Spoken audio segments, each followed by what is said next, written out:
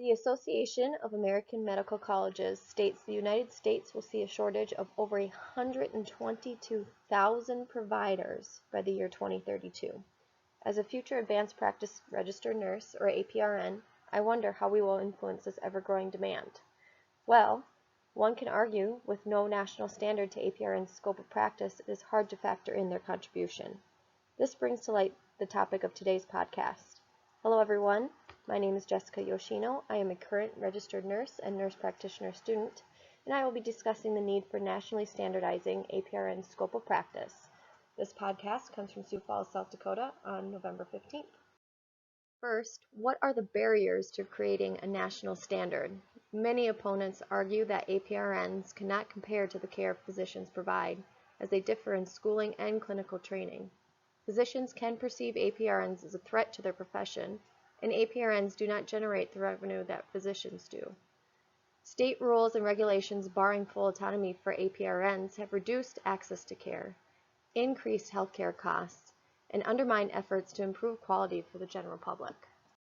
It's important to discuss what are APRNs and what can they do. There are a lot of misconceptions on exactly what their role is and how it is defined. There are 4 APRN roles: nurse practitioners, nurse anesthetists, clinical nurse specialists, and certified nurse midwives. All of these roles require either a master's or doctorate degree in nursing.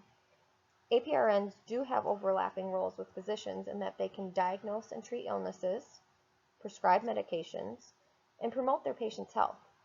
However, APRNs do not routinely perform surgery, diagnose rare diseases, manage high-risk pregnancies, or engage in complex medical interventions. If all restrictions were lifted, how would APRN's full practice authority benefit the public? APRNs can increase the necessary access to help provide timely care to the public. They can also help lower healthcare costs as they earn less than physicians, while still providing high-quality care.